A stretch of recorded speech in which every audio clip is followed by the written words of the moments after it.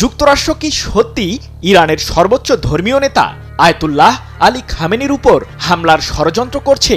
কেন হঠাৎ এমন শঙ্কার জন্ম হলো? জানা গেছে ইরানের বিরুদ্ধে সীমিত পরিসরে হামলার সিদ্ধান্ত নিতে যাচ্ছেন মার্কিন প্রেসিডেন্ট ডোনাল্ড ট্রাম্প, যেখানে মূল টার্গেট হবে ইরানের সরকারি ও সামরিক স্থাপনা সহ সংশ্লিষ্ট ব্যক্তিরা।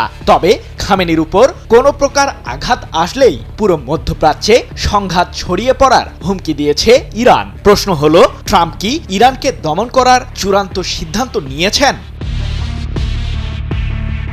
ইরানের বিরুদ্ধে হামলা চালানোর নীল নকশা সাজিয়ে ফেলেছে যুক্তরাষ্ট্র। বিমানবাহী রণতরী ও হাজার হাজার সেনার সমন্বয়ে যুক্তরাষ্ট্রের সামরিক প্রস্তুতি এক প্রকার চূড়ান্ত হলেও ইরানে হামলা চালাতে সিদ্ধান্তহীনতায় ভুগছেন ট্রাম্প। যদিও মধ্যপ্রাচ্যের উদ্দেশ্যে যুক্তরাষ্ট্রের আরেকটি বিমানবাহী রণতরী ইউএসএস জেরাল্ড আর ফোর্ড এগিয়ে আসছে, যা আর কিছুদিনের মাঝেই পারস্য উপসাগরীয় অঞ্চলে প্রবেশ করবে বলে ধারণা করা হচ্ছে। এমন পরিস্থিতিতে সামনে এসেছে খামেনিকে ঘিরে যুক্তরাষ্ট্রের ষড়যন্ত্রের বিষয়টি। ইরানের সর্বোচ্চ ধর্মীয় নেতা আয়াতুল্লাহ আলী খামেনি ও তার পুত্র মোস্তফা খামেনিকে হত্যার ষড়যন্ত্র করছে যুক্তরাষ্ট্র।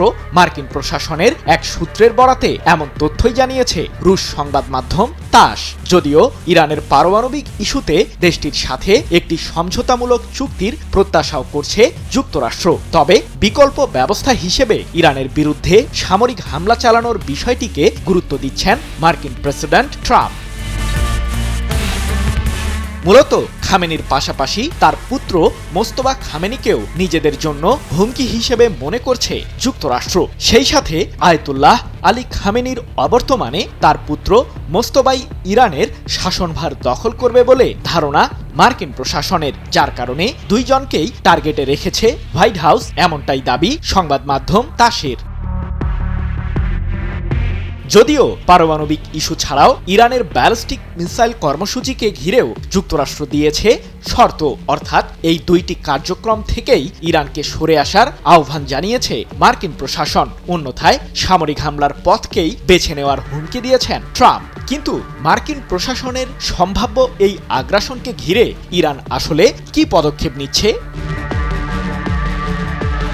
যুক্তরাষ্ট্রের উদ্দেশ্যে ইরান জানিয়ে দিয়েছে যে পারমাণবিক কর্মসূচি ছাড়া ভিন্ন কোনো ইস্যুতে মার্কিন প্রশাসনের সাথে আলোচনা করতে আগ্রহী নয় তেহরান। এমন পরিস্থিতিতে মধ্যপ্রাচ্য সংকট বৃদ্ধি পাবে বলে শঙ্কা বিশ্লেষকদের।